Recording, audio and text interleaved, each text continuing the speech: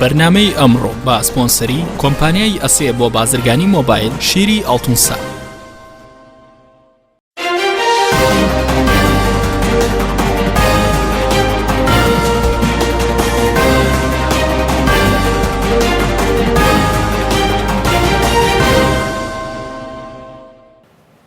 بەناوی خۆی گەورە سڵاوتان لەبێت بەڕێزان. لەم بەرنامەیەدا باس لە ڕۆڵی دیوانی چاودێری دارایی هەرێم دەکەین لە دۆسینەوت و خاڵا سنووریەکان و داهاتی ناوخۆ. بە میواندەرێک لە بەڕێزان ئەحمەد ئەمین سەرۆکی فەرمانگەی وردبینی پارێزگای سلێمانی و هەروە دکتۆر شێرکۆ جەودەد سەرۆکی لیژنەی سامانە سروشتەکانی پەرلەمانی کوردستان.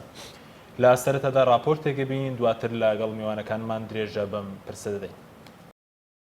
حکوومەتی هەرێم و ئەنجومەنی هەرێمی بۆ کاروباری نەوت و غاز ڕێگەنادەن دیوانی چاودێری دارایی پشکنین بۆ گرێبەستە نەوتیەکان و وردبینی بۆ داهاتەکانی بکات. دۆسیەی نەوت لە هەرێمی کوردستان یەکێکە لە دۆسیە تاریک و ناڕوونەکان و تاوەکو ئێستاش ڕێگە نادرێت دام و دەستگا چاودێریەکان لە پرسەکە بکۆڵنەوە، بەڵکو دۆسیەی نەوت لەلایەن چەند کەسێکەوە قۆڕخ کراوە. دیوانی چاودێری دارایی یەکێکە لە دام و دەستگا چاودێریەکانی هەرێمی کوردستان بە پێی یاسای ژمارەیەکی ساڵی 2008 یەکێک لە ئەرکەکانی ئەم دەستگایە بریتیە لە وردبینیکردن لە داهاتی نەوت و پشکنین بۆ گرێبەستەکان. بەڵام ئەم دەستگایە ڕێگری لێ دەکرێت کارە یاسایەکەی خۆی ئەنجام بدات، چونکە دۆسیەی نەوت تاریک و ناشەفافە. دیوانی چاودێری دارایی چەندین جار بە نووسراوی فەرمی داوای لێکۆڵنەوەی کردووە لە پرسی نەوت، بەڵام حکوومەت و وەزارەتی سامانە سروشتیەکان وەڵامی نادەنەوە. سەرجەم داهاتەکانی نەوتی هەرێم دەچێتە بانکی کوردستانی ئەهلی نزیک لە پارتی دیموکراتی کوردستان. ئەو بانکە تەنیا لە گۆڕینەوەی داهاتی نەوت لە دۆلارەوە بۆ دیناری عراقی مانگانە نزیکەی 30 ملیۆن دۆلار قازانج دەکات، واتە لە سەدا دەی داهاتی نەوتی هەرێم بۆ ئەو بانکەیە. لەگەڵ ئەوەی سەرجەم داهاتەکانی نەوت دەچێتە ئەو بانکە، بەڵام ڕێگە بە دیوانی چاودێری دارایی نەدراوە وردبینی و پشکنین بکات لە ڕۆیشتن و هاتنەدەرەوەی ئەم داهاتە بۆ بانکەکە.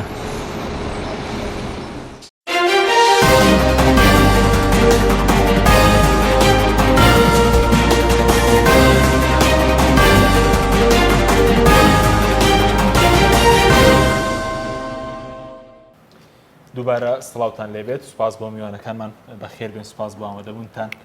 کاک ئەحمەد ئەگەر لە جەنابتانەوە دەست پێ بکەین باس لەوە بکەین کە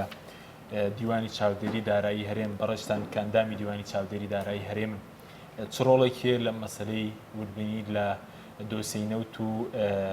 وەزارەتی سامانە سروشتیەکان. سەرەتا سوپاس بۆ بەڕێزتان و سڵاو لە بینەران. دیارە ئێمە گەر بە شێوەیەکی گشتی ئەم بابەتە باسکەین یاخود هەموو ئیشوکارەکان باسکەین، ئەم هەموو کە ئیشوکارانە یاخود بڵێن ئەمەی کە ئێستا لادانە یاخود سەرپێچیە گەڕێتەوە بۆ سەروەرنەبوونی یاسا. ینی بۆیە نەگەر یاسا سەروەر بێت ڕەنگە ئێسان کەس بۆ پرسێت من ئیشوکارم چییە لێرە، من بە پێی یاسای دیوانی چاودێری دارایی ئەگەر ئیشوکارەکانمان جێبەجێ بکرێت و ئەوەی کە دەستەکانمانە ڕۆن و چاودێریەکەن و لە راپۆرتەکانە دەنووسرێتەوە بڵێت جێبەجێ بکرێت ڕەنگە هیچ پێویست نەکە من دێم ڕاگەیاندەکان قسە بکەم یاخودەوە ڕەنگە ئەوەشە بۆ دکتۆری شەر ڕاست بێگەر ئیشوکارەکەی بڵێ بە سیستەمە بە میکانیزمەی خۆی بڕات ڕنگێن بێت. ینی سەروەرنەبوونی یاسایەکێکە لەو کێشانەی کەوا ڕوبەڕووی هەموو دام و دەستگاکانە بێتەوە. ینی ئێمە لە کاتێکە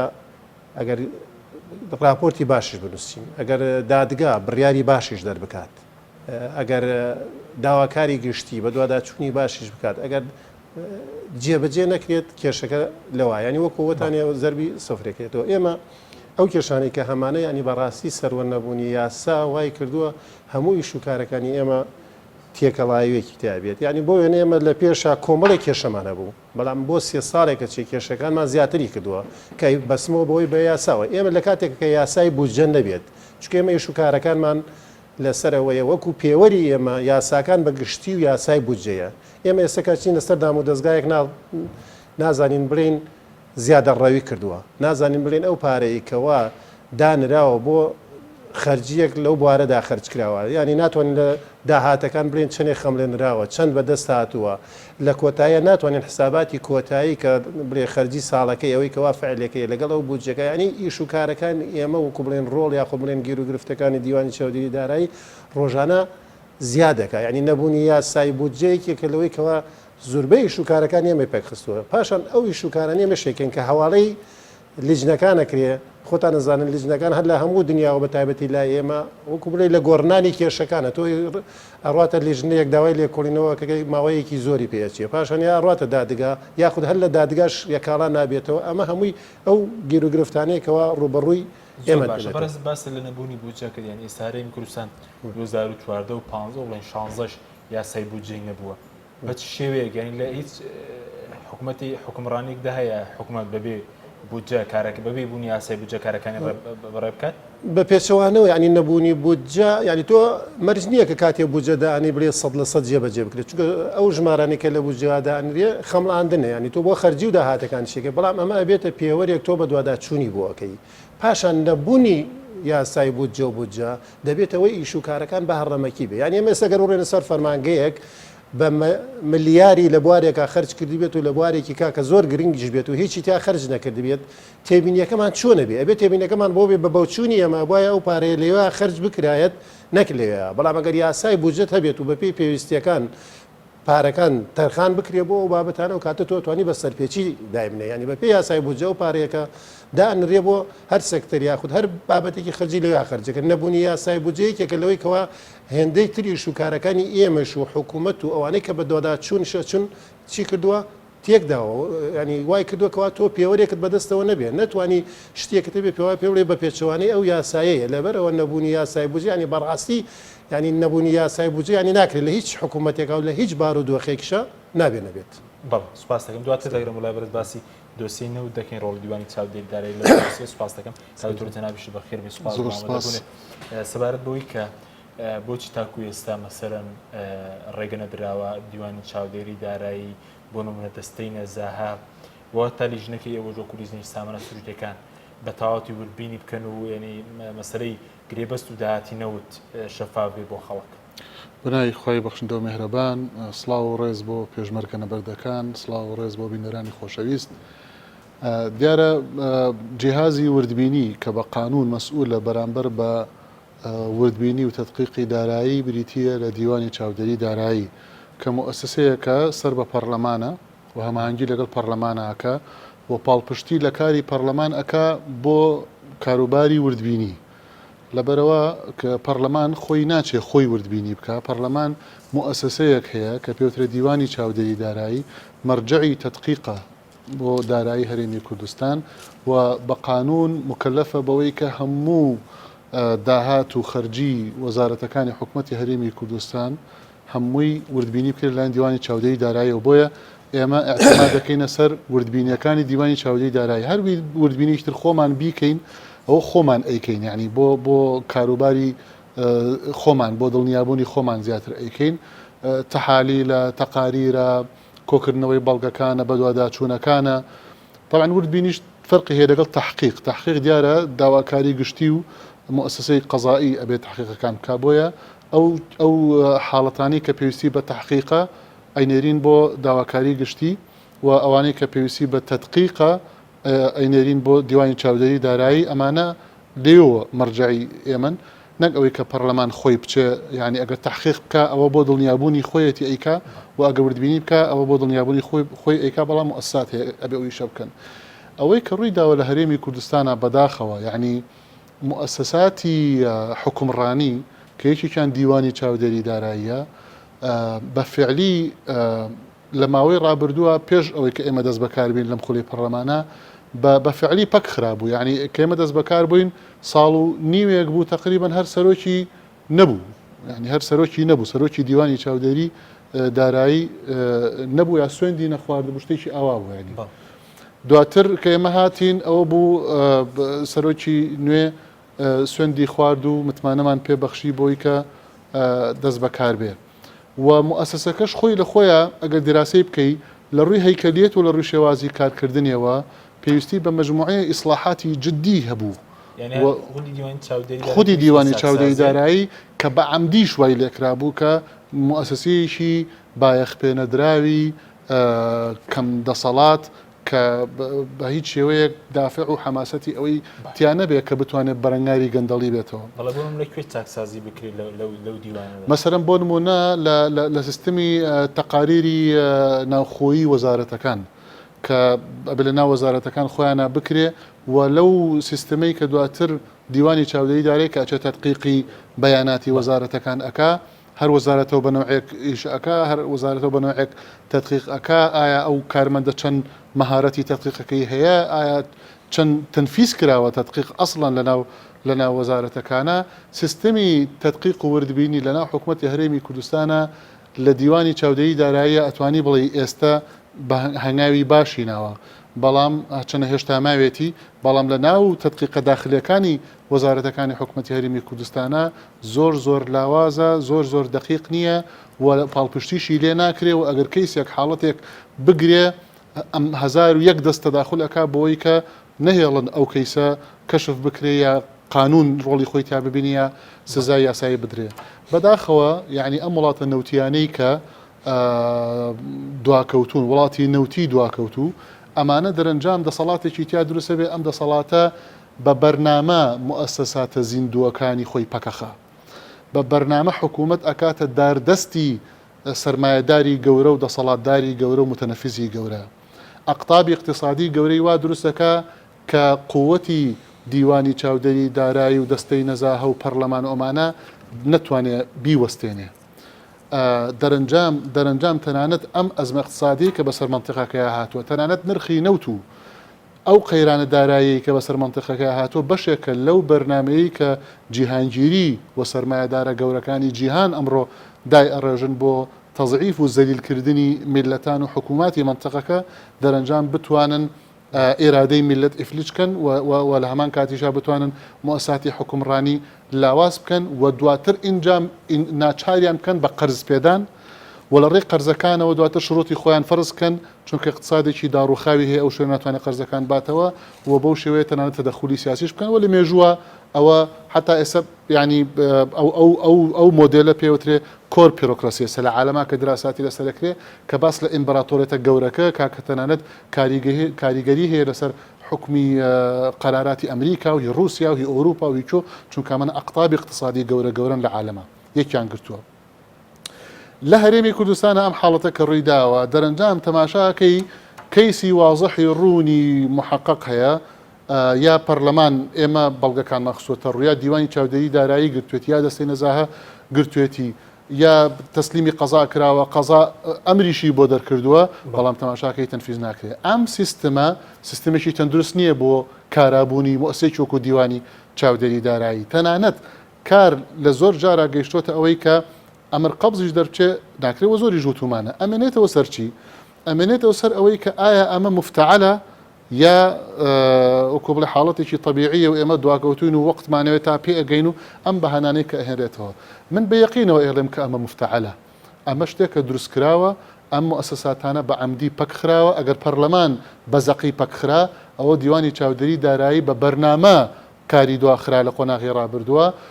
و دەستەی نەزاهەش بە بەرنامە بڕیارەکانی یا تحقیقاتەکانی جێبەجێ ناکرێ ئەمە واکا کە دەرەنجام گەندەڵکارەکان بتوانن بەرنامە و کاری خۆیان جێبەجێ بکەن وە حکوومەت ببێتە داردەست بەدەستیانەوە و قوربانی دەری یەکەم هاونشتیمانی بێ لەم فەوزایی کە دواتەگەرم بۆ لای بڕست کاگ ئەحمەد سەبارەتەوەی کاگ دکتۆر ئاماژەی پێکرد یعنی بەگشتی ڕۆڵی کراوە بۆ نمونە لە دۆسیی نەوتە مەسەلەن تا کوێ ڕێگاتان پێدراوە کە مەسەلەن وردبینی بکەن لە دۆسیی نەوتە وەکو دیوانی چاودێری دارایی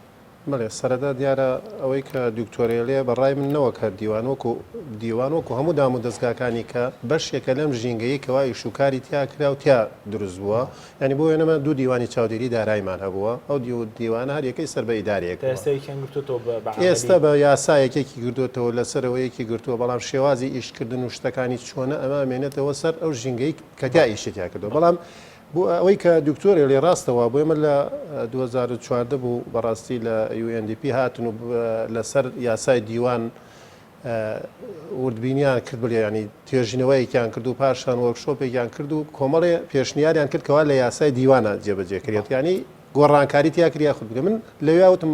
بەڕێزی ئەزانین ئەم کەم و کوڕێ لە یاساکەمانەیە بەڵام ئێمە مەمنونین ئەم یاسایی کە بەم خراپیەوە هەمانە بێڵن لە 150 بۆ 60 جێبەجێکەین ینی کێشەکە لەوانەیە ئەوەی کە دکتۆر باسیەکات یا بلێ دیوانەکە ئێمە دیوانێکی ئەو دیوانانە نێکە لە جیهانایی بەڵام ئایا ئەوەی یاساکەشمانەیە جێبەجێ ئەکرێت ئەو ئیشانەی کەوا ڕێگەمان پێدراوە تاکو سەر یانیکە لە کێشەکان باسی وردبینی ناوخۆکانی تا ئێستاش زۆربەی دەستەکانی ئەمە ڕۆن ئیشوکاری وردبینی ناوخۆی دام و دەستگاکانەگەن کە پێویستە ئەوان بیکەن ینی پێویستە کاتێ ئێمە ئەڕۆین وردبینی ناوخۆی هەموو دام و دەستگاکان کاری خۆیان تەواو کردبێ راپۆرتی مانگانیان نووسی بێتەوە راپۆرتی ساڵانیان نووسی بێ ئێمە بڕۆین لەوێەوە دەست بە ئیشەکان ناکەن بەڵام کە کاتی ئەڕۆین ئیشوکارەکان لە دام و دەستگاکانە بەڕێکی جێبەجێ نەکراوە دیارمیش کۆمەڵی هۆی ئەو یەکوا لە ئەساسەوە نەبنەمای کەسی شیاوە بۆ شوێنی گونجاودا نراوە نەبنەمای سزا و پاداش کراوە ئەوەی کە دەوامی نەکردووە و کێشەی نەبوو ئیشی نەکردووە هیچ سریاشەیەکی بۆ نەبوو ئەوەی کە ئیشی کردووە کێشەی بۆ ینی من بەسمەوەی دام و دەستگاکان بۆ جۆرەیە زۆر باش کەواتە لەسەر یاسەکەوتی یعنی ئێستا لە سەدا پەنجەی ئەو یاسایش ڕێک نەدراوە جێبەجێ من باسی ئەو کاتێکم کە ئەو کاتێکەوە دیوان برێ ئەوەی کە دکتۆر باسی کرد سەرۆکی دیوانی پێشوو خانە نشین کرابوو سەرۆکی دیوانی نوێژدان نەرابۆی کەواڵی ئەو ساڵونیوە بەو جۆرە بوو بەستم ئەوەیە ئیش نەکرابوو ینی ئێمە کێشەکەمانەوەی ینی ڕەنگە کۆمەڵێک یاسا هەیە کەم و کوڕی هەیە بەڵام ئەو یاسایەنە بەو کەم و کوڕێشەوە جێبەجێ ناکرێت ئێستا بوون یاساکەی ئێوە جێبەجێ ناکرێت کەم دیارە زۆر جێبەجێ ناکرێن بۆ وێنە ئێستا جەنابەت هەر بڵێ پێوەستیکەن بە پرسیارەکە کە باسی بواری نەوت و بڵێ سامانی سروشتیەکەمە بەپێی یاساکەی ئێمە ئەڵێ هەموو دام و دەستگا و وەزارەتەکان ئەوانەی کەوە سەر بە حکوومەتن بڵێ ئەبێ وردبینی کرێن لەگەڵ ئەوەشە بۆی زیادەکا بۆی کەوا گەر شتێک لە بیرچی ئەڵێ هەموو ئەوانەی کە بودجە یا بودجەی پاشکۆ ینی میزانی و میزانی ئەمە حەقانەیە ئەمانە ئەبێ وردبینی کرێن ێ باش وەزارەتی سامانە سروشتیەکانی وەزارەتێکە لەدا و دام و دەستگای حکوومەتە کە وردبینی ناکرێ یا ڕێگری ئەکات یاخود بەو جۆرەیەکەوە باسی هێنانی وردبینی دەرەوە ئەکەن ێ باش خۆجارێ لانیکەم دیوان نووسراوێکی نەکردو بڕێمە نایکەین لەسەر ئەوەی کەوا ئەو کاتانەی کەوا باسیەوە کراکەوە وردبینی کۆمپانیا ئەهێنەوە دیار ئێمە زۆر زۆر دژی بووین و ڕەتشمان کردەوە دیوانیش بە نووسراوی ژمارە 82 لە 3/2016 کە بۆ سەرۆکایەتی ئەنجومەنی وەزیرانی کردووە ئامادەیی خۆی دەربڕیەوەکەوە ئەم پرۆژێ یاخود برێ ئەم وردبینیە هەر لە گەڕان و بڵێ دەرهێنان و فرۆشتن و ئەوە ئامادەیە وردبینی بکات ئەگەر لە حاڵەتێکیشا پێویست بکات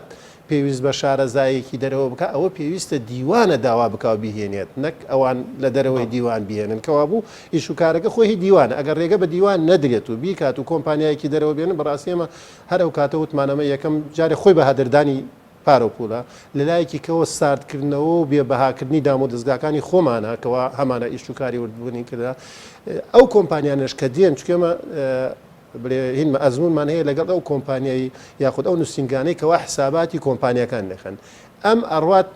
برگەیەکە نووسی ئەڵێ بە پێی ئەوەی خراوە بەردەستمان ئێکە سبەینێ ئەهێنێت حکوومەت ئێرێم چی خستە بەردەسی ئەوش بۆ ئەوی بەرپرسیار نەبێت ئەڵێ بە پێی ئەوەی خراوە بەردەستمانەوە بەم جۆرە ینی شەرعیەتدانێکە بۆ ئیشانەی کە کراوە کە ئێمە وردبینیمان نەکردوتە بە کورتی کاک ئەحمەدێنی تاوکو ئێستا وەکو دیوانی چاودێری دارێ ئێوە ڕێگەتان پێنادرێت کە گرێبەستەکانی نەوت ببینن بە فەرمیش داواتان کردووە پیاسەش ئەرکی خۆتانە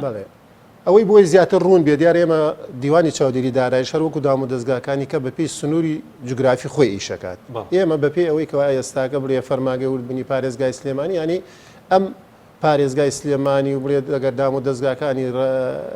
ئیدارەی ڕاپەڕین و گەرمیان و ئێستای هەڵەبجە بکەین ئەمە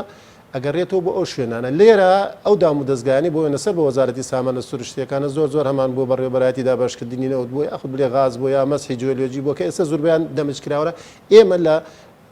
سنووری جوگرافی خۆمانە هەمومان کردو و ڕێگەمان پێگرەوە بەڵام کێشەکە ئەوەیە ئەو دۆسیانەی کە باسەکری ئەوەی کەوا عقدە گەورەکانی لێکرێت ئەوەی هەمووی لە دیوانی وەزارەتە ینی لە سنووری ئێمانە ئەمە ئیشی دیوانی چاودێری دارایی لێ دیوانی چاودێری دارایی هەرێم ئەوەندێک کە ئاگدار بە دیوانەکەیەوە داوای نەکردووە کە بیامینی بەڵام ڕێگەیان پێنەدراوە بەڵێکی لەوەی ئەو نووسراوەیە ئێمە لە راپۆرتی ساڵانەش ئەو ڕستمانە دو دوسێ جارێکەوە هەر من لە سایتی خەندان بینیمە سەرۆکی دیوان خۆیکەوە بڵێ قسەی کردو ئەڵێ ڕێگەمان پێنەدراوە دوای ئەو ساکە ینی هەتا راپۆرتیش کە نووسراوە ئەو راپۆرتانە بە جۆرێک بووە ئەو هێندە کرچوکاڵ بووکەوە ئەو شتانێک کە گرنگە نەخراوەتە بەرسی بەڵام ئەمە لە هەمان کاتە لەبەرەوەی سنووری بڵێ ئیشوکارەکە ئێمە نیە بڵێ ئێمە سەرۆکایەتی دیوانمان هەیە لێرە ئەکرێ ئەوانە ئەگەر بۆ ئەوەی بڵێ بینەران بە تەواوەتی یاخود بە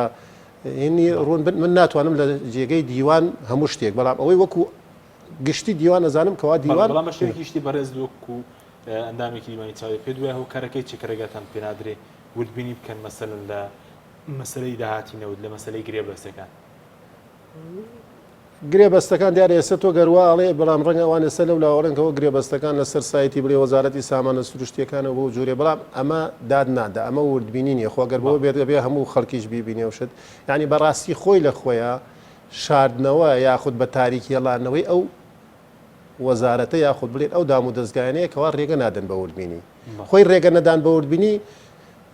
ینی دوو جار بەڵایە جاری یەکەم ڕەنگەی ڕۆین دام و دەستگای وردبینەکەن و کێشەی نییە کەوا بوو دام و دەستگاکەش دڵنیا بێت و خەڵکیش دڵنیا بێ کێشەیتیانە بەڵام ڕێگە نەدانەکە بۆ وێنە دام و دەستگای ڕەنگەگەر کێشەشی نەبێ کە ڕێگەی نەدا وردبینی بکرێت ئەو کاتە خەڵک چیەکات گومانی زیاتر یەکاتە سەر ئێستاگەس وەزارەتی سامانە سروشتیەکان بڵێن ئەگەر ئیش و کارەکانشی بە یاسایی کردبێت و باشیش کردبێتی بەڵام کاتێکە دیوانی چاودێری دارایی و وردبینی نەکات و نەڵێ ئەمە ئەم تێبینیانەمان هەیە بە ئەوانی کەی بە پێ یاسا و ڕێنمایەکان کراوە کەوا بوو خۆی لە خۆیان گومانەکەی گەورەتر کرد گومانەکەی زیاتر کرد لەسەر خۆی بەڵێکەوەتە دۆسێکە ناڕوونە لایەوە مەسلەی گرێبەستەکان و داهاتینەوت بڵێ ناڕوونە بەڵام ئەمە وەکوتمەوە پەیوەندی بە سەرۆکایەتی دیوانەوەیە چکە کاتێک کە داوای گرێبەستەکانە کرێت لە وەزارەتی سامانە سروشتیەکان ئەنێرێ بۆ سەرۆکایەتی دیوان لەوێ ئیشوکاری لێکرێت تا چنێ ئیشوکاریەکەچکە وردەکاری ئیشەکانی ئەوان لای من نییە بۆی من لە جێگەی ئەوانەوە وەڵام بەمەوە بنەوە چ وەڵامەکە هەڵە بێ یاخود هەر مافی ئەوەشم نەبێتەوە لە جێگەی ئەوانە وەڵام بەمە بەڵام ئەوەی پەیوەندی بە ئەم ناوچەیەوە هەیەکەوا بڵێ وەکو فەرماگەی وردبینی پارێزگای سلێمانی ئێمە هەموو دام و دەستگاکانەکەین تێبینیشمانە تەنکەرەکانش کێشە هەرە پەیوەندی بە دیوانی وەزارەتەوە یان کێشەی ئەوش پەیوەندی بە دیوانی وەزارەتەوە ینی مۆڵەت پێدانیان فرۆشتنیان ئەمانە شەمووی ینی کێشەکەەوەی ئێستا هەموو شتەکان براوەتە وەزارەتی دیوانی وەزارەت یعنی یەکێ لە کێشەکان ئەوەیە ئەم دام و دەستگانی ئەم ناوچانە هیچ دەسەڵات و شتێکیان ینی ئەو داهاتەی کە هەیەە بەپێی نووسراوێک بەپێی فەرمانێک خۆیانە چیەکەن خەنە ئەو بانقە ئەهلیەوەکەوە ئاڕۆیانی داهاتەکەی خۆیان دەسەڵاتی هیچیان بەسەریانی و ناتوانن تەسەڕفی پێ بەڵێ سوپاس دەکەم بەڵێ بینەرانی بەڕێز ناوبڕێک وەردەگرین واتە دەگەڕێنەوە لای ئێوەی بەڕێز و خۆشەویست بەرنامەی ئەمڕۆ بە سپۆنسەری کۆمپانیای ئەسێ بۆ بازرگانی مۆبایل شیری ئەڵتونسا ئەسێ یەکەمین مۆبایلی مارکەی کوردی کۆمپانیای ئەسێ بە لە بەرچاوگرتنی قەیرانی دارایی مۆبایلە تایبەتەکانی دەکاتە قستی مانگانە Q4 14,000 دینار Q5 17,000 دینار پەلە بکە بە بەخاوەنی یەکێک لە مۆبایلەکانی ئەسێ کە دوو مۆدێل و 4 ڕنگ لە خۆ دەگرێت بە قستی زۆر گونجاو ئەسێ پێشەنگی تەکنەلۆژیای نوێ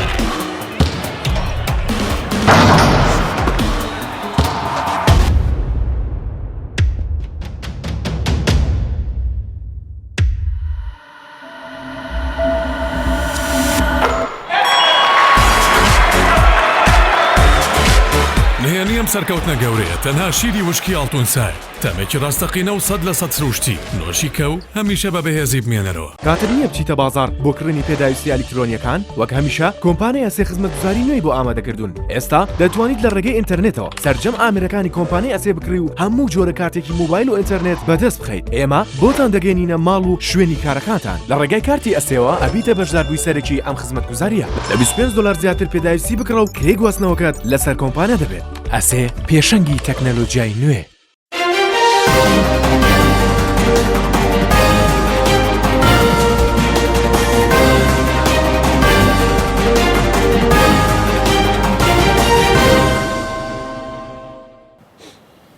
دووبارە سڵاوتان لەبێت بەڕێزان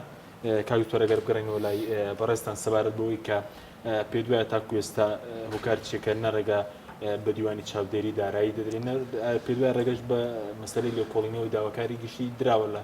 مەسلەی گرێ بە سەنەوتەکان و داهاتنەوە من پێم وایە ئەو قۆناغەمان تێپەڕاندووە کە بیسەلمێنین کە دەستێک هەیە نایەوێدا تاوزانیارێکە بە شەفافانە بخرێتە ڕوو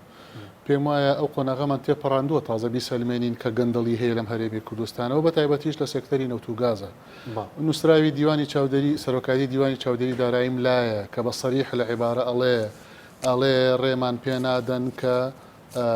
تدقیقی عقود و بەیانات و زانیاریەکانی چەند وەزارەتێ بکەین بە تایبەتی وەزارەتی سامانە سروشتیەکان بە ناو ناوی بردووە و بەداخەوە بێ لەوەش ینی تەنانەت ئەو راپۆرتانەی کە دیوانی چاودێری دارایی مەفروزە بیدا بە پەرلەمان و کاتێک کە ئەیدا بە سەرۆکاتی پەرلەمان لە سەرۆکاتی پەرلەمانیشەوە ئێستا لەم چەند مانگەی ئەخیرا تەوزیعیش ناکرێت بەسەر پەرلەمانتاران و بەسەر لیژنەی معنیشە کە لیژنەی داراییە یا لیژنەی سامانە سروشتیەکانە ینی لعبەکە وازەحە یاریەکە وازەحە بۆ وایان کردووە کە راپۆرت و تەدقیق و وردبینیەکانی دیوانی چاودێری دارایی کاتێککە ئەنێڕێ بۆ سەرۆکاتی پەرلەمان لە سەرۆکاتی پەرلەمان و دابەش ناکرێت بەسەر پەرلەمانتار و لیژنە پەیوەندیدارەکانە بۆ بەدواداچوون لەبەرەوەی ئێمە ئەو کەیسانەی کە ئەهاتە بەردەستمان و لەو راپۆرتانی کە اعتیمادمان لەسەر تەدقیقی دیوانی چاودێری دارایی هەیە مخالفە یاسایی تیا بواە یا پێمان وا بواە مخالفە یاسایی تیا بواە یەکسەر ئیحاڵەی داواکاری گشتیمانە گرت و حالی قەزامانە کرد بۆیە کەیسەکان یەک بە دوای یەک ئەڕۆشت بۆ قەزا وتیان مادام وایە ناینێرین ئەو راپۆرتانە ئەمە یەک دوو مەسلەی ئەوەی کە تەدقیق یا کەڵم یان نایدن بە ئێمە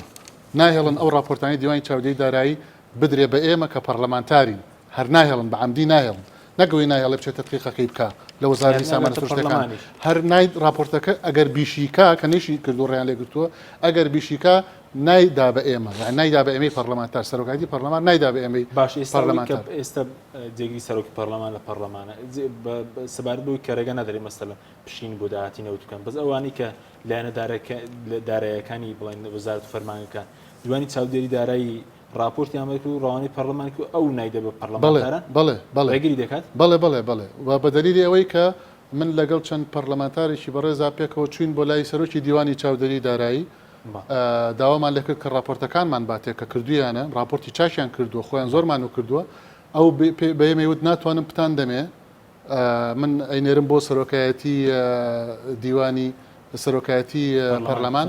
و مەفروزە تەبعەن لێوە بگا بە ئێمە بەڵام ئەوە تا ئێستایمە چەند مانگە هیچ راپۆرتێکمان لە سەرۆکایەتی پەرلەمان و پێ نەگەیشتووە کە ئەوە خۆی لە خۆیان مخالفەیەکی لایحەی داخلی ناو پەرلەمانی کوردستانە مەسەلەی تەدقیق و وردبینی تدقیق و وردبینی کاتێک کە ئفلیج ئەکرێ پەک ئەخرێ کاتێک کە وای لێدێ یعنی لعبەکە یاریەکە زۆر بە وردی تەسمیمەکرێ کە تەنکەر و بۆڕی و مامەڵەکان و عقودەکان و ئەو جۆرەشتانە هیچی بە پارێزگاکانە نەڕوە هەمووی لە مەرکەز و لە وەزارەتێکی کە ناوی وەزارەتی سامانە سروشتیەکانە یا لە ئەنجومەنی وەزیران لەوێ کۆ بکرێتەوە بۆی کە قابلی ئەوە نەبێت کە کەس دەستێوەردانی تیا بکە یا معلوماتێکی بزانەیە حاڵی حسابێ ئەمە جۆرێکە لە کۆنتترۆلی مرکزی في النتیجە چی دروستە بێ لە کۆتاییە ئەوە دروستە بێ کە ئەوە تا بەڕێز سەرۆکی دیوانی چاودێری پارێزگای سلەیمانی ئەوە تا ناتوانێ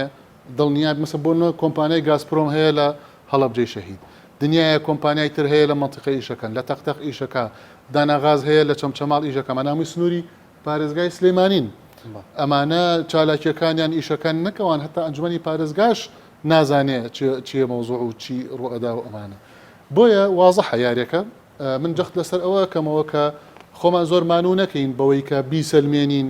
کە سیستمەکە کار نەخێ سیستمەکە کارانیە سیستمی وردبینی و چاودێری پەک خراوە لاواز ئەکرێ بە عەمدی سەلاحیات و یاساکانی جێبەجێ ناکرێ بەپێی پێویست و ئالیاتەکانی بۆ عەرقەلەی بۆ دروست ئەکرێ و دەسەڵاتی بچووک ئەکرێتەوە و ئەمە بە بەرنامە ئەوە ئەکرێ مەسەرم بۆ نمونە ئێمە دوو دانە ساڵ لە داوای ئەوە کەینەڵێن ئەبێ دیوانی چاودێری دارایی تەدقیقی عقودی نەوت و هینەکان بکە ئەخیرا وترا کۆمپانیا بهێنرێ وتمان کۆمپانیاش بهێنرێ ئەبێ مستەقل بێ نابێ سەر بە حکوومەت بێ و ئەبێ پاڵپشت بێ بۆ دیوانی چاودێری دارایی نەک بۆ حکوومەت و لەژێر سایتەری حکوومەتا بێ ئەوە تا ئێستا تا ئەم لەحزەیەش نەکراوە کە ئەبوایە لە مانگی 2016 بکرایە بۆچی ئێستا کێ دەستی گرتوون ئەمە کێ دەستی حکوومەتی گرتووە ئەمە بکە کێ دەستی حکوومەتی گرتووە تەدقیق وردبینی خۆمە مۆزوعێکی سیاسی نییە خۆمە پەیوەندی بە معاون الملانی سیاسی بینی لایەنەکان نییە ئەم ئیسلاحاتانە بۆ ناکرێ وازەحە کە لە ماوەی 20 ساڵی حکومڕانی هەرێمی کوردستانە کە ناکرێ بە بەرنامە ناکرێ بۆ ئەوەی سەرۆت و سامانی ئەم وڵاتە کەشف نەبێ لە لای کێیە و کێ یاری پێکا و کێ وەلای ئەنێ و کێ کەمەکێکی ئەدا بە هاونیشتیمانیان و بە مۆچەخۆران ئەمە ئەم یاریە کەشف نەبێ بەڵام بەزیرەکانە لە چوارچێوەیەکی ئیداری و یاساییە فەبرەکەیەکی بۆکەن و قەناعەت بەڕای گشتی هەندێک ئەکەن بەوەی کە ئەوە تا ئێمە هەموو شتێکمان حازرە لە کاتێک کە ئێمە چوینە ناو وردەکاریەکانەوە تەواو شتەکانمان خستە ڕوو کە ئەوان زۆر پێیپەس بوون بەوە بێمەیانەوە بۆ لێ ئەعلام قسەکان بۆ ڕاستەکانە خەنە ڕوو ێکا کە تۆ هەموو ڕێکارەکانم لێ ئەگری هەموو دەواازەکانم لێ ئەگری من ناچارم مێم ڕای گشتی لەبەری تەوکیلی کردوم ئەمانەتەکەی پێ بڵێمەوە وە پێی بڵێم ئەمە خیانەتێکی گەورە لەو ئەمانەتە ئەکرێت کە موڵکی تۆیە و دەسەڵاتی تۆیە و تۆ منە تەوکیل کردووە ئەمە حقیقەت و ڕاستیەکانە بەداخەوە لە هەرێمی کوردستانە کەوتۆتە هەرێمی کوردستان کەوتۆتە ئەو بازنەیەی کە بە زۆر تەنانەت خەریب و قەرزیشیان بەسەرا فەرزە کرد یعنی ئێمە زۆر هەوڵماندا یاسای قەرز لە پەرلەمان سەر نەگرێت ئاخرێکەی بە جۆرێک لە جۆرەکان و بە بەعزێک لە ئیتیفاقیاتەکان بەداخەوە تەمریریان کرد دواتر خوا ڕەحمی بۆ کرد کە ئەو لایەنە قەرزدەرانە متمانەیان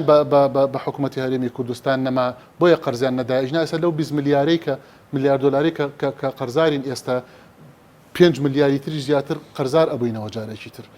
ئەمە یاریکردنە بە مقدراتی حکوومەت و بە مقدراتی وڵات لە پێناویی لە پێناوی ئەوەی کە حزبێک باڵا دەست بێ لە پێناوی ئەوەی کە چەند کەسانێک باڵا دەست بن لە پێناوی ئەوەی کە ئەم قەرارەتانە لە دەستی خۆیانە قۆرخ بکرێ و دەرەنجام بێگومان کەسێک سایقی نەزانێ بە سرعت لێ خوڕە بێگومان ئەو سیارەی هەر بەرە وەرگەڕان ئەڕوا هیوادارم ئەوە ڕوونەدا بەڵام بە دڵنیایی و عاقبەتەکەی دیاری هەرێم بەڕێوە دەبن بەرەو ئەوارە سێمان بە دڵنیاییەوە هەنگاوەکان هەنگاوی دروست نین ئەوە تا وەکوتم دیوانی چاودەری داراییە کێ دەستی گرتوون بێن چاکسازی تیا بکەن سەلاحیاتەکان چێ دەستی گرتوون ئەو خۆ کاک مەسعودیش دانیش لەگەڵ سەرۆکی دیوانی چاودەری دارایی و لەگەڵ سەرۆکی دەستەی نەزاهە و لەگەڵ ئەوانەیە کوا کەیسەکان دەستەی نەزاهە ئەڵێ 200 و ئەوەنە کەیسم هەیە 190 و ئەوەندەی داخراوە هەر لەو تحقیقاتانەی کە کردویانە لە ماوەی ئەخیرەیە کە کاک مەسعود داوای لێکردبوون کە پشتیوانیتان لێکرێ و نییە ئەوە دیوانی چاودەری داراییە شتێکیش بگرێ ئەنێرێ بۆ سەرۆکاتی پەرلەمان نایەڵێ بڵاو بێتەوە یا بدرێ بە پەرلەمانتاران کەوا بێ وازەحە میکانیزمەکان تعتیل ئەکرێ پەک ئەخرێ لە پێناوی چیە لە پێناوی ئەوەیە کە ئەم سەرەت و سامانی هەرێمی کوردستانە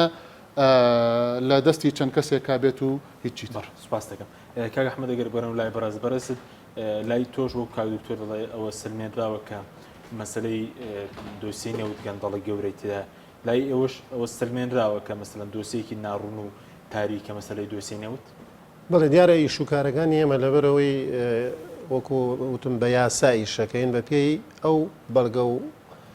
دیکۆمەنتانەی کە دێتە بەردەسمان ئێمە ئەوەی کە ئەڵێن کە گومانیەکەینە سەر لەبەرەوەی بۆ وێنێمە وردبینیمان نەکردووە یعنی ئەمە لایەنێکی ئەوەیە کەوا ئێمە کە وردبینیمان نەکردەوە لەبەرەوە ناتوانین بڕیار بدەین پێش گوونەکە بەڵام تۆ کاتێک وردبینیەکەی و کاتە بە پێی بەڵگەکان ئەڵێ ئەم بوارە بەم جۆرە ڕۆیشتووە بۆیە ئێمە ئەوەی کە وەکوتم لەبەرەوەی لە سنووری شوکاری ئێمە نییە و لە سەرۆکایەتی دیوان و وەکەوەی کەوا دکتۆرش باسی کردکەواڵێ دیوان نەیکردووە و یاخود برێ پێویست بە سەلماندن ناکات ئەمە شتێک نییە کەوا ئێمە بڕۆین یا دیفاعی لێ بکەین یاخود بە پێچەوانەوە ئەنی بکەین ئەمە شتێکە پێویستە خۆیان برێکارێکی وا بکەن ئەم گومانە ئەگەر گومانە بڕێتەوە ئەگەر گومانیش نییە و بە بەرنامە نییە پێویستە ئیجراعات بکرێت دۆسێکی تاریکە بەڵێ تاریکەوە بێشک ینی هەتا ئەوانەی کە نەک لە دیوانی چاودێری دارایین ڕەنگە خەڵکێکی ئاسایش کەوا وردبینی ناکات و شوکارەکان بە پێی یاساکان لێک ناداتەوە بۆی دەرەکەوە ڕۆنیە ینی تەنها شتێکەمە گەر بین تەنها بەراوردێ بکەین پار ساڵ ئایا چەندێ نەوتمان نردوو نرخ چەندێک بوو داهاتمان چەندێک بوو 8 مانگی موچەی تەواو دراوە ئەم ساڵ تاکو ئێستاکە 6 موچە 6 ڕوبع موچە دراوە 6 موچە دراوە ینی بەڕاستی شتەکان ئەوەی کە وەکو ویسترا برێ شەفا بکرێت بەڕای من تاریکتر کرا ینی تاریکتر بوو نەوەک شەفافتر ینی بۆیەنە ئێستا باسی چاکسازی یەکەن چاکسازی جگە لەوە پێویستی بە ئیرادەیەکەی و پێویستی بە پلانێکەیە پێویستە گوێ لە شارەزا بگری تۆ شارەزای ناوخۆ دیێت خۆبەخشانە پێشنیارت بووە کا گوێی لە ناگری شارەزاگەر لە دەرەوە ئەهێنی تو بڵێ پارێکی زۆری پێدەی دیسان هەر گوێی لێ ناگری ئەمە چاکسازی پەرلەمان هەم چاودێریەکە هەم یاسا دەرەکا پەکیەخەی ئەوە ڕۆڵی دیوانی چاودێری دارایی و دەستەی نەزاهەت و داواکاری گشتیت هەر جۆرەی بە جۆرێک یاسایەکە دەرکردو بۆ سندوقی بڵێ نەوت و غاز جێبەجێ ناکەی ئەم هەموو دام و دەستگایە پەگەخەی دیێ ئەتەوێت لە ڕێگای لیژنەیەکۆ چاکسازی بکرێ بەڕاستیەوە خۆی لە خۆیان بۆ ئەوەیە چاکسازی نەکرێت بۆ ئەوەیە چاکسازی دوا بخرێ بە لاڕێیا ببرێت ینی ناکرێت و دام و دەستگایە کە ئیشوکاری بە دوواداچوونە یاسا دەرکردنە ئەمانە پەک بخەی بێ لە ڕێگەی لیژنەیەکەوە بتوێت چاکسازی بکەی ینی ئەوە خۆی لە خۆیان هیچ گومانێک نایەتەوە کەوا ئیرادەیەک نییە چاکسازی بکری ئەوەی هەیە تەنها بە لاڕێبردن یاخود دواخستنیەتی تاکە ئەوتوانێت ئەو ماوەی کەوا بتوانێت دوا بکرێت چۆن بەڕێزوتە دۆسی نەوت لەوەی کە شفا بکرێت لە ماوەی ڕابردوو تاریکتر بووە بە چ جۆرێک دۆسێکە تاری بەرەو تاریکتر دەڕوات بەڕاستی ئەگەر ئێمە بین بەراورد دیە بکەین بۆ وێنە نەگەڕینەوە ساڵی 2013 تاکو برێ چواردێشکە هەندێک جار بڕێک پارە لە بەغداوە هاتوش دەست تەنها بین برێ هەشتمانگی پار و هەشتمانگی ئەمساکەین داهاتی ناخۆ بە زیادی کردو بە پێی ئەوەی ڕسوم و باج و کۆمەڵێشت زیاد کراوە نەوت بە پێی برێ بەرمیل ئەوەی کەوا باسەکەین ئەگەر وەک خۆی بێت زیادی نەکردوێت بەردەوامە هی بۆ ڕێکە زیادی کردووە نرخ زیادی کردووە بەڵام کە دی لەم لاوە تەماشای موچەی خەڵکەکەی ئەوەی کەوا دانراوە بڵێ خەرجی ڕئیسیەکەیە پار تا مانگی هەشت بڵێ یان بڵێن هەشت موچەی تەواو دراوە لە مانگی هەشت بە دواوە ئەم کێشەیە کراوە ئەم ساڵ لە مانگی یەکەوە کراوەتە نیو موچە و ڕوبع موچە ئەوە مانگی هەشتیش بڵێ تەواو بووە شەشی دراوە تازە بڵێ دەستکراوە بە حەوت ینی ئەو داهاتەکەوا بوو ئەوەی کە ویسترا ڕوون بێ یاخود دیار بێ یاخود بێ ئێستاکە ناڕوونتر بووە چکە بەڕاستی دیار نیە هەر بە پێی ئەو راپۆرتانەکەەوە باسەکرێ دواسە بەڕاستی شەگەر بین باەمە بەراوردی بکەین بڵین لە 2014 و 15 با بڵین ئێمە هینمان بۆ باشێک خۆ بین هەموو خەرجەکانی ئەم حکوومەتە کۆ بکەینەوە لەگەڵ ئەم داهاتانەیە لەگەڵ ئەو قەرزانەیەکەوە باسەکرێت لەسەر حکوومەتە بەڕاستی یەک ناگرێتەوە خناکرێمە بۆ وێنە ساڵانە برێن بە 10 میلیارد ئەگەر ئیشوکارمان بڕاتە ڕێوەکەوە لە پار و پێرارەوە برێ خەرجەکانمان کەم کراوەتەوە پرۆژە نیە برێ بەگە بە 10 میلیارێک بڕە ئێ باشە داهاتیشمان هەبوو ئێ باشە 20 میلیاریش بۆ وێنە باسیەوەگەن کەوا قەرزارین بە پێی جۆرەکان ئەو قەرزانەمان لەسەر و ئەی داهاتەکەش ینی خۆی لە خۆیان ینی گومانێکی زیاتر خاتە سەر ئەوەشە یعنی چۆنە بێمە ئەم هەموو داهاتەشمان هەبێ ئەم هەموو قەرزشمان بێت لە ماوەی 2 ساڵێ لە ماوەی 3 ساڵێکە یعنی ئەوەشە جێگەی گومانە یعنی ئێمە لەبەرەوەی حساباتێکی ختامی ڕێک و پێکمان نییە یاخود حتا بانکەکان تا ئێستاکە نازانین ڕەسیدەکانی چۆنە ئێمە لەو کاتێکەوە باسیەوە کراپارە لە بانکەکانە نەما ئەو کاتێ هێشتا سەرۆکی دیوانمان نەبوو من خۆم کتابم کرد بۆ سەرۆکاتی پەرلەمان وتم ڕێگەمان بن بچینە بانکەکان وردبینیە بکەین بۆی کۆنتترۆلی ئەمە بکەین چکە هەر کەوتیان بانکەکانی حکوومەت نەختینێتیانەما یەکسەر بانک وەکو چۆن ئەڵێ هەیبەتەکەی شکا ئەوەشی پارەی هەبوو هاوڵاتی شەی بوو پارەکەی خۆی ئەگەر فریاکەوتی بێت چی کردووە ڕای کێشاوەوە بردوێتی بانقێکی ئالی دایناوە ینی بانک وەکو چۆن دەستگایەکی زۆر حساسە هەر هێندە بە سووتیان پارەیتیان نیە و پارەی خەڵکی نادرێتەوە هەندێک ترکەوت زۆر باشە بەڕێستا وەکو هەم سەرۆکی فەرمانگە وردبینی چاودێری سلێمانی کە دەمێکە لە بواری ژمێریاری و مەسەلەن دارایی ئەوانە کار دەکەن ئێستا مەسەلە حکوومەت هەموو داهاتەکانی خۆی دەخاتە بانکی کوردستان کە بانکێکی ئەهلیە و بڵێن نزیکە لە پارتی دموکراتی کوردستانەوە لەی شوێنێکی دنیادا هەیە پارەی حکوومەت و بڵێن پارەی نەوت هەموو بخرێتێک بانکی ئەهلیەوە جابا من بەوە وەڵامم بەمەوە ینی چەند بانقی حکومیمان هەیە ینی نزیکەی 6 بانقی حکومیمان ڕەنگە هەبێت ژمارەکە بە وردی لام نیە چکە ئەندە بانقی حکومیمانە جگە لەوەی کە بانکەکانمان هەیە برێمە بانقی پیشەیەکانمان هەیە بانکمان هەیە برێ بۆ عقاراتی زراعی و ینی کۆمەڵێ بانکمان هەیە ئەم هەموو ینی مەبەستمەوە ئەگەر پیشەیەکانیش ئیشی هین نەبێت ئەمەیکەوە بازرگانیەکان ینی بڵێ ئەو بانقانی کەوایەکە نزیکەی 6 بانقێکی زیاتر ئەوەیە ئەم بانقەت و بۆچی داتناوە لە کاتێکە پارەکە ئەبێ لێدایێنێ ئەگەر مەبەست کۆنتترۆل کردبی ئەم بانقانە خۆشی سەر بە وەزارەتی دارایە ئەگەر بتوێت و پارە کۆنتترۆل بکرێت لەلایەن وەزارەتی دارایی و ئەبێ لە بانقەکەی خۆیان بێ بەڵام خۆی لە خۆیان ئەمەشیان پێچەوانەی یاسا و ڕێنمایەکانە ئەدە حکومت بانقی بۆچیتر دواسە ئەگەر باسی ئەوەکەیەوە ئەم بانقە لە بانقەکەی حکوومەت پێشکەوتوترە ئەم جارە بێ بپرسین ئەرە باشە یەکێک لە کەرتی تایبەت و چۆن بێ بانقێک دابنە ئەمەە پێشکەوتو بێت و بڵێ پەیوەندی لەگەڵ دەرەوە بێت حکوومەت بەو هەموو پارەیەکە لە بەردەستیا بوو لە 2012 حکوومەت بەدەست پارەوە دواما بوو ینی خەرجیەکی زیادیەکرد بەسەوەی پارەکە خەرج کات و نەمێنێتەوە ئەی بۆت حکوومەت نەیتوانی ئەو شێوە بانقێکەوە ئەگەر بڵین ئەو خاساتەنەی لە باقی بۆنە کوردستان هەیە بۆ حکوومەت خۆی نتوانێت جێکی لە باقەکانی بۆ جۆرە دابنا کەوا بوو ئەمانە هەمووی بە بەرنمەیە بەڕاستی خۆی ئێسێ مەڵێن حکوومەت بێ پلان بووە بەڵام ڕاستە حکوومەت بۆ حکوومەت بێ پلان بووە بەڵام بە پلانێکی زۆر تۆکمە حکوومەتێکی لەرزۆکی بچووک دروست کراوە بۆ ئەوەی هەچ کاتێ بیویستێت تۆ توانێت دەست بخاتە بنەقاقای و بیکە ینی حزب خۆی کە لە پشتەوە حکوومەتی بەڕێوە بردووە بە بەرنامە حکوومەتی وا لێ کردووە چکە گەر حکوومەتێکی تۆکمە حکوومەتێکی مؤسساتی هابێت کەسێک ئیتر لایەنە شخصە ناتوانێت لە دەرەوە دەستی تێخا بۆیە حکوومەتەکە بەم جۆرە بە ناکامڵی و بەم برێ لەرزۆکیە دروست کراوە بۆی هەچ کاتێک ویسترا بەم جۆرە مامەڵی لەگەڵ نمونی وە هەیە لە وڵاتانی پێشکەوت و پارەی بخرێتە بانکی هەیە لێ پارەی حکوومەت نەیمە بەڕاستین هیچ نمونێکمان لە هیچ وڵاتێک ناچێت دەگەڵاتانێک کە یاسایتیانە بڵێ هەروەڵا جنوبی ئەفریقیا و وڵاتە دواکەوتۆکان یەمەن و چوچ و ئەوانەی کە کەس بە کەس نییە بڵێ ئەوەی تایە ئەخرەمەش هەمان شێوازی ئەم بەڕێوەبرنە ینی نەکبری ئەوە یاساییە بەو جۆرە یعنی ئێمە گەر بپرسین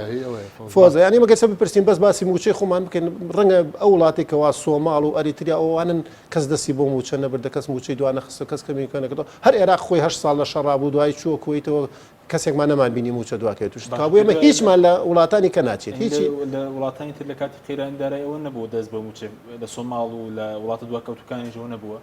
نەبووە بەو مانایە دەست بۆ موچە بری جارێ خۆی موچەی ئیسمیەکە ئەمە بە یاسا دیاری کراوە کەس دەسەڵاتی ئەوەی نییە کەمی کاتەوە یعنی دوای ئەسا موچە خۆی لە ئەساسە بەرامبەر ئەرکە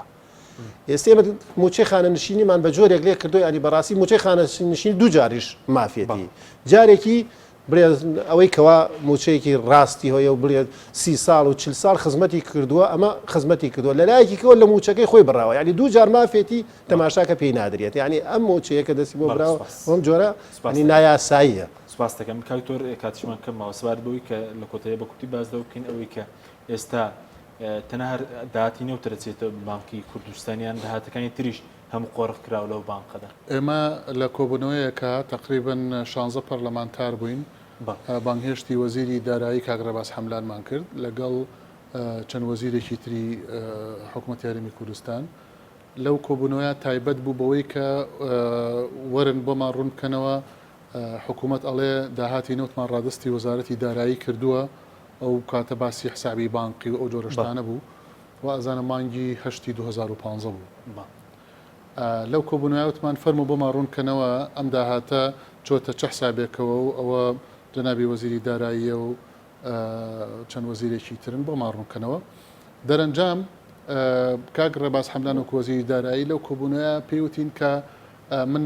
پێمە وترێ ئەو بڕێی کە تەرخان کراوە بۆ حکوومەت و بۆ موچە و مەعاش و ئەمانە ئەوە بدرێ بە بچێت سەر حسابەکەی وەزارەتی دارایی بەڵام بڕێکی تر هەیە من نازانم چی لێ دێ ئێوەتمان دەی باشە ئەو بڕێی تر ئەبێ ئەوە بزانین چونکە ئێمە بدای ئەوەیە ئاگەڕین کە نازانین چی لێ دێ ئاوتی ئەوەیە یعنی دوو بەشە پارەکە بەشێکیان بۆ موچە و بۆ مەساریفی حکوومەت بەشێکی تری نازانم چی لێ دێ ئەمە 16 پەرلەمانتار زیاتر دانیشت بووین لەگەڵ 3-4 وەزیرە بە هەمان شێوە ئەوانە شاهێتن لەسەر ئەم تەسریحاتانە کەوابێ ڕاستە کە باس لەوە کرێ کە بەش ئەکرێ و جیا ئەکرێ و جیا ئەکرێتەوە ئەو جۆرەشتانە بۆیە قەیرانی دارایی ئەمڕۆ قەیرانێکە بەڕۆڕووی حکوومەتێک بۆتەوە کە حکوومەتێکی پەکخراوە بە عەمدی نەک ئەوەی کە قەیرانێکە لەبەرەوەی کە ئێمە هۆکاری دەرەکی مەسەرەن شەڕی داعش هەیە وەڵاو قەیرانی دارایی هەیە بەڵێ باشە کێ داعشی دروست کرد کێ نرخی نەوتی ئاوادا بەزان ئەگەر وردی بکەیتەوە تەماشاکەی هەر ئەو زلهێزە گەورانەی جیهانن کە مەساڵح و بەرژەوەندیان هەیە لە ناوچەکەیە ئەیانەوێ بەنجێکی عمومیمان بۆ بکەن و بۆشیان کردین ئەوە ئێستا داعش وای لێ هاتووە ئیشی خۆی تەواو کرد ئێستا وردەوەردەوای انسحابی پێکەن و مووسڵیش ئەگیرێتەوە و شوێنەکانی تریش ئەگیرێتەوە و بەڵام دوای چی قۆناغی طبعا ئەمە جیهانگیری ئەم مۆزۆی عەولەمەیە قۆناغی بانقی دەولیەتە پێشەوە لەمەوەدا بانقی دەولی دێت فەرمودەی چۆن قەرستان بینێ چۆن عقود حاضرکەین بۆەوەی کە کۆمپانیاکان بێن عێراق ئاوادان بکەنەوە هەرێم ئاوادان بکەنەوە کام کۆمپانیا گەورەکانی جیهان کاتێک کەیەنە ناو منافەسەوە لەگەڵ کۆمپانیا بچووکەکان بێگومان کۆمپانیا گەورەکانی بنەوە لە بەرەوەی سەرمایی گەوریان هەیە و پرۆفشناڵیتی زیاتریان هەیە و تقنیاتیان پێشکەوتوترە دەرەنجام عقودەکان سەفقاتەکان کە هەرێمی کوردستان لە چەند ساڵی ڕابردووە دراسەیەکی وەزارەتی پلاندانان هەیە ئەڵێ بنیەی تەحتی هەرێمی کوردستان بۆ ئەوی کە بکرێتەوە بە ئاسایی بنیەی تەحتی مەبەستم ئاو خزمەتگوزاری و ڕێگاوبان و هەتا دوای ئەڵێ بۆی کە ئەوە بکرێتەوە بە حاڵەتی ئاسایی پێویستی بە 32 میلیارد دلارە 32 میلیارد دلار ئەمە پێش شەڕی داعش پێش شەڕی داعش ئەی ئێستا ئەبێ چەند بێ ئێستا تەواو دراسی ئێستای تیانێ چونکە باس لە پێش شەڕی داعشەکە کەوا بێ ئەم 32 میلیارد دلارە بۆی کە تۆ بنەی تەحتی هەرێمی کوردستان ئەگەر ئەوەش ئاعتیمادکردە سەری ئەچێتە چۆچێتە گیرفانی کۆمپانیا گەورە زلهێزە گەورە ئابوووریەکانی کاتمەکەماوە لەی شوێنێکی دنیاوێ پارەی حکومەت بچێتە بانکێکی ئەهلیەوە خۆی مخالفەی قانونیە پارەی حکوومەت بچێتە بانقی ئەهلی چونکە بانقی ئەهلی یعنی گیرفانی وەکو گیرفانی هاوڵاتیە گوایە وەکو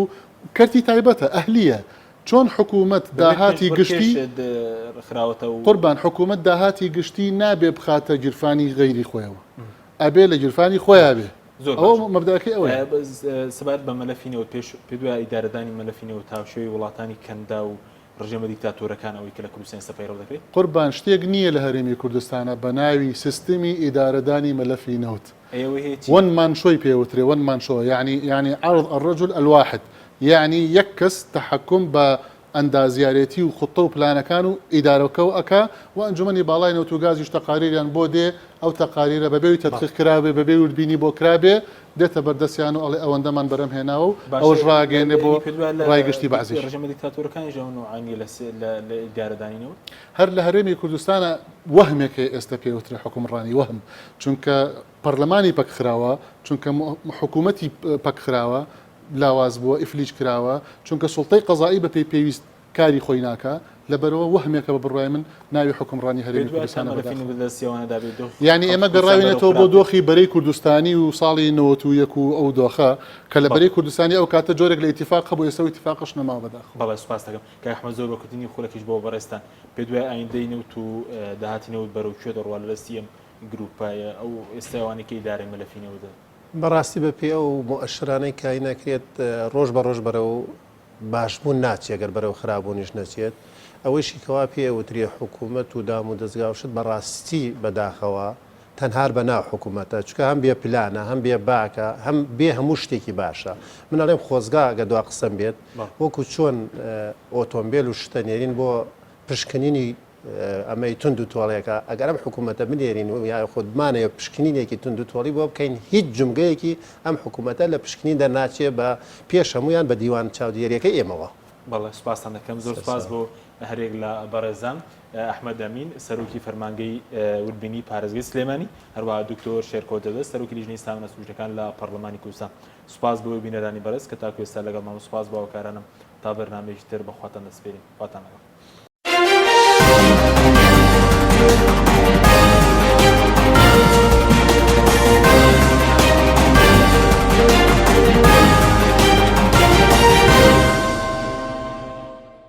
بەرنامەی ئەمڕۆ بە سپۆنسەری کۆمپانیای ئەسێ بۆ بازرگانی مۆبایل شیری ئەڵتونسا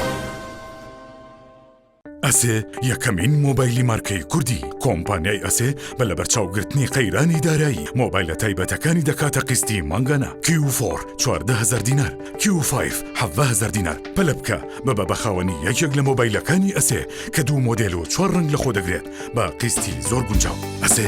پێشەنگی تەکنەلۆژیای نوێ